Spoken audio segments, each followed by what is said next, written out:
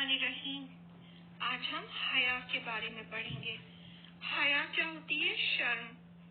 हया इंसान के बाहर भी होनी चाहिए और हया इंसान के अंदर भी होनी चाहिए। हया का मतलब है शर्म, खुद एहतराम। हया के ये तमाम पहलू हमारे रोजाना के कामों से जुड़े हुए हैं। हया एक मुसलमान को बुरे और शर्मनाक कामों से दूर रखती है। अल्लाह हया रखने वालों से मोहब्बत करता है।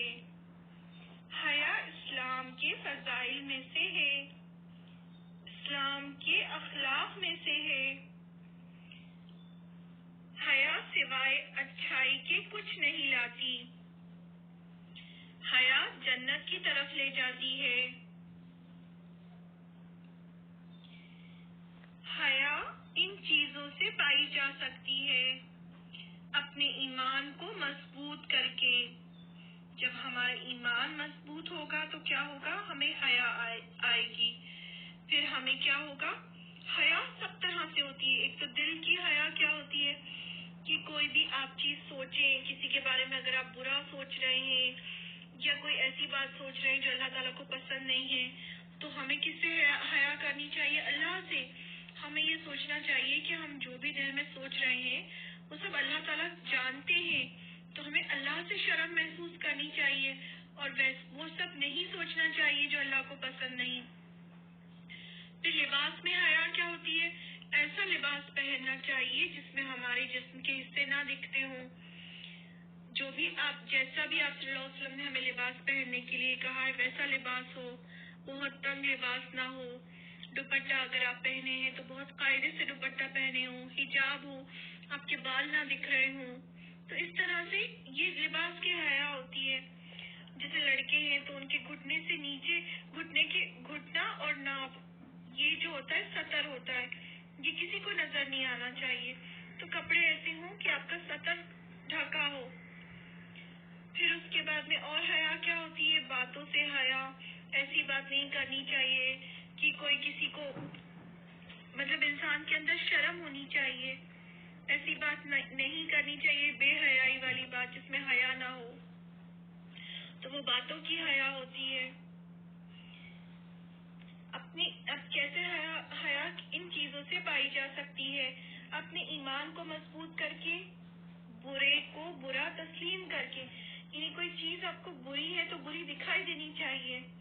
जैसे अगर आप किसी डस्टबिन के पास खड़े हो तो आपको कितनी स्मेल आती है ना, आप वहाँ खड़े होना पसंद करते हैं, आप फौरन वहाँ से हट जाते हैं। इसी तरह से जहाँ भी गुनाह का कोई काम हो रहा हो, अल्लाह की नाफरमानी वाली कोई बात हो रही हो, तो वहाँ से इंसान को ऐसे ही स्मेल आनी चाहिए जैसे डस्टबिन के पास से आती है। यानी गुनाह उसको गुनाह की तरह नजर आने चाहिए।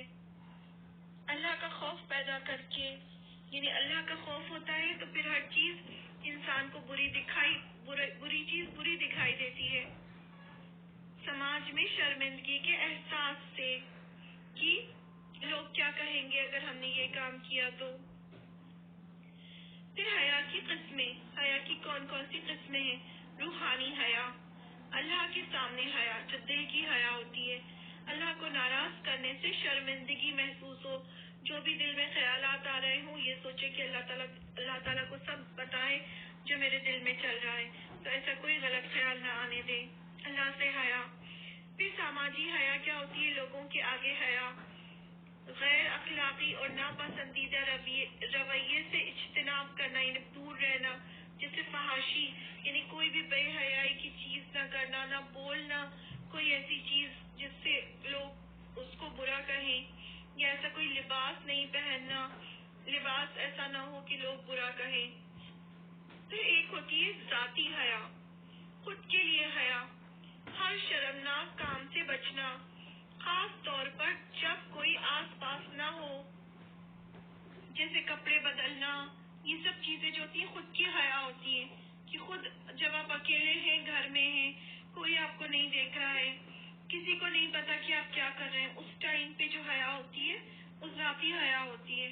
अब उस टाइम आप क्या वॉच कर रहे हैं, क्या आप यूट्यूब पे देख रहे हैं, या आप किस तरह से लिबास पहने हैं, तो ये सब चीजें जो होती हैं उस जाती हया होती है। हया غلط استعمال کی مثالیں. غلط کیا ہوتی ہے جو غلط مثالیں دیتے ہیں؟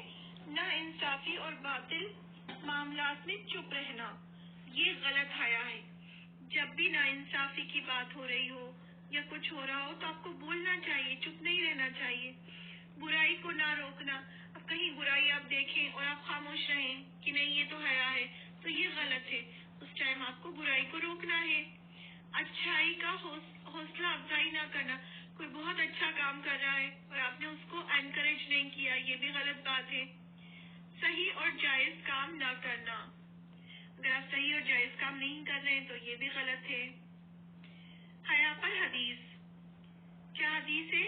لوگوں کو جو پچھلے انبیاء سے قول ملتے ہیں ان میں شامل ہے اگر تم شرم محسوس نہ کرو تو جیسے چاہتے ہو کرو. کیا ملتا ہے ہمیں؟ پرانے انبیاء کا قول اور سب کچھ کہ اگر تم شرم محسوس نہ کرتے ہو تو جیسا چاہو کرو. یعنی اگر تمہیں شرم ہے، تمہارے اندر حیا ہے، تو ہم ہر کچھ جو اپنی مرضی چاہے وہ نہیں کر سکتے. جو ہمیں اللہ تعالیٰ نے بتایا ہے، جو آپ صلی اللہ علیہ وسلم نے بتایا، ہمیں وہی کرنا ہے. ایمان کی شاخوں پر حدیث. ایمان کی 70 شاخیں ہیں، یعنی برانچز ہیں. یعنی ایمان جو ہوتا ہے 70 چیزوں میں ایمان ہوتا ہے. 70 چیزوں میں آپ کو شو کرتا ہے کہ آپ کے اندر ایمان ہے یا نہیں ہے.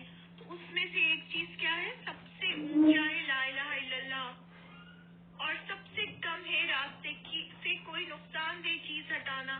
یعنی اگر آپ راستے سے کوئی نقصان دہ چیز ہٹا رہے ہیں تو اس کا بھی مطلب یہ کہ آپ کے اندر ایمان ہے. 70 برانچز ہیں ایمان کی. 70 چیزیں آپ ایسی کرتے ہیں تو اس پہ شو ہوتا ہے کہ آپ کے اندر ایمان ہے.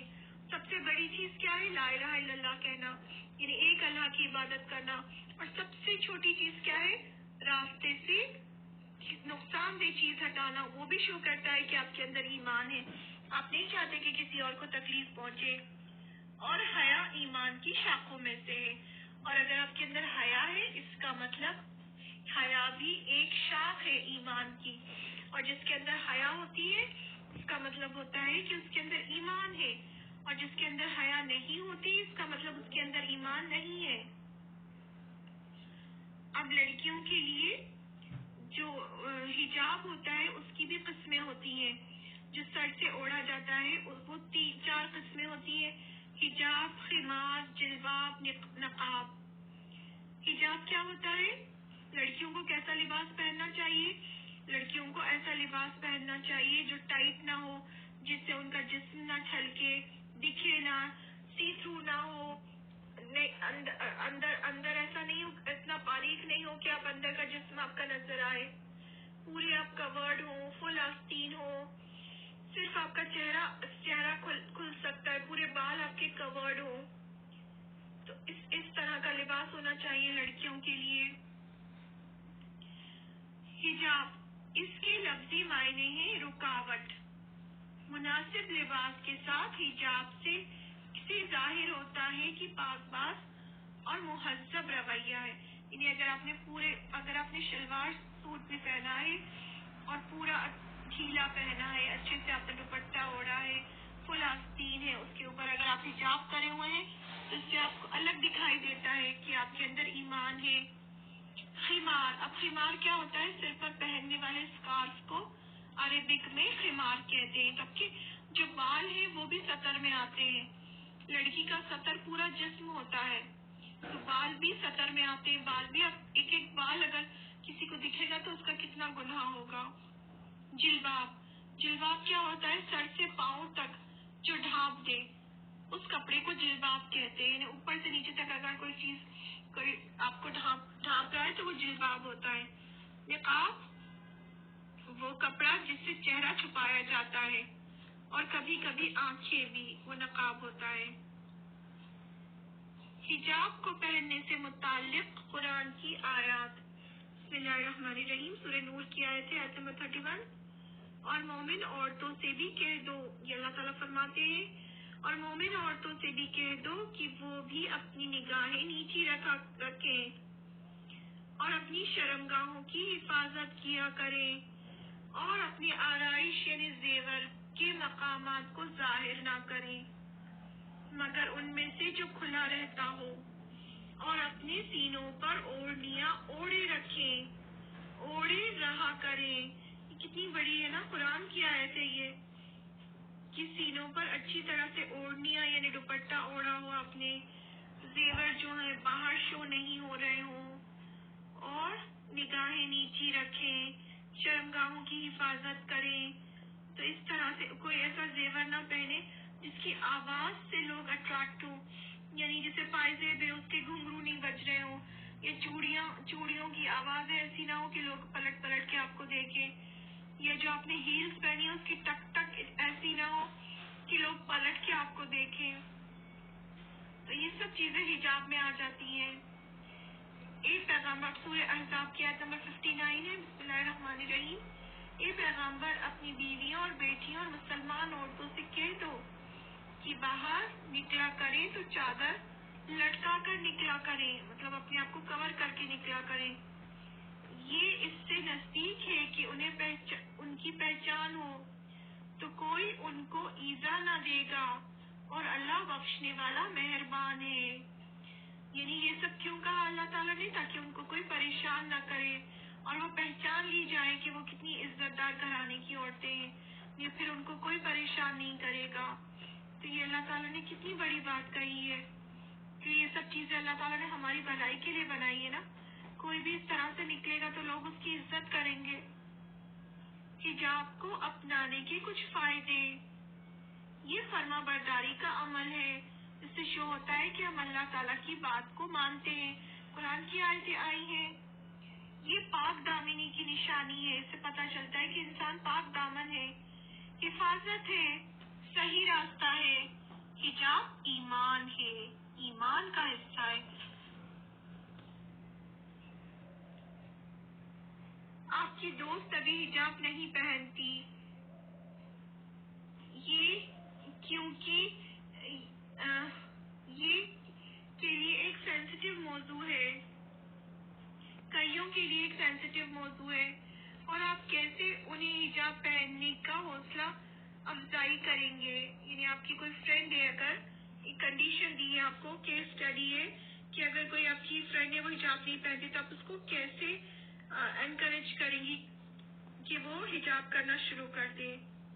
کسی کو صلاح دینے کا سب سے بہترین طریقہ ہے کہ قرآن کی آیتیں اور حدیث کا حوالہ دینا۔ کوئی بھی آپ کی صلاح سنجیدگی سے لے گا اگر اسے بتایا جائے کہ یہ اللہ کا حکم ہے اور نیک عورتوں کا طریقہ ہے، اللہ کے انعامات اسے یاد دلائے اور اس کے نتائج سے اسے آگاہ کرائے کہ اگر وہ نہیں پہنیں گے تو کیا ہوگا، اس کے خیالات کو بھی ترجیح دے۔ اللہ نے چاہا تو اسے ہدایت دے گا۔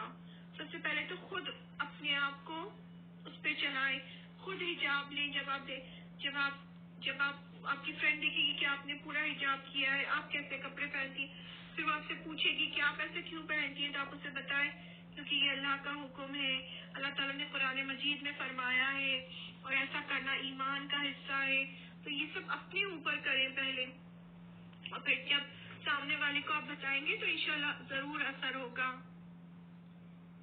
ایک بیٹی اپنے باپ کو خوش کرنے اس کے سامنے حجاب پہنتی ہے پر اسکول میں نکال دیتی ہے۔ ان کا خیال ہے کہ اپنی مرضی ہو تب وہ پہنے گی۔ اس عمل پر آپ کا کیا خیال ہے؟ کیا یہ جائز ہے؟ یعنی ماں باپ کو خوش کرنے کے لیے تو ماں باپ کے سامنے پہننا اور پھر بعد میں اتار کے پھینک دینا، تو کیا یہ صحیح ہے؟ ماں باپ کے لیے تو نہیں پہننا ہے نا، میں تو اللہ کے لیے، اللہ کی خاطر پہننا ہے کہ اللہ کو کیا پسند ہے۔ یہ ماں باپ کا فرض ہے کہ اپنے بچوں کو صحیح راستہ دکھائیں، اور یہ بچوں کا فرض ہے کہ وہ اپنے والدین کی فرما برداری کریں۔ لیکن کچھ معاملات پیچیدہ ہوتے ہیں اور بہت دھیان سے انہیں نپٹانا پڑتا ہے۔ باپ کو چاہیے کہ بیٹی کو مشورہ دے پر زبردستی نہ کرے۔ بیٹی کو چاہیے کہ باپ کی صلاح پر عمل کرے کیونکہ وہ صحیح ہے۔ صحیح کام کرنے سے اسے دیر نہیں کرنی چاہیے۔ اگر وہ باپ کی موجودگی میں حجاب پہنتی ہے اور غیر موجودگی میں نکال دیتی ہے تو یہ غلط ہے۔ اس طرح وہ اپنے باپ کے بھروسے کو توڑ رہی ہے اور نافرمانی کر رہی ہے اور اللہ کی بھی نافرمانی کر رہی ہے۔ انہیں ماں باپ کو دکھانے کے لیے تھوڑی پہننا ہے، ہمیں اللہ کی خاطر پہننا ہے، کیونکہ اللہ تعالیٰ نے حکم دیا ہے۔ کوشچن آنسرز ہے، ایک صحیح حجاب کی مثال دیں، حیا کی کیا اقسام ہے، کتنے طرح کی حیا ہوتی ہے، حیا پر ایک حدیث بیان کریں، کیا حجاب فرض ہے، اپنے جواب میں کوئی حدیث یا قرآن کی آیت کا حوالہ دیں۔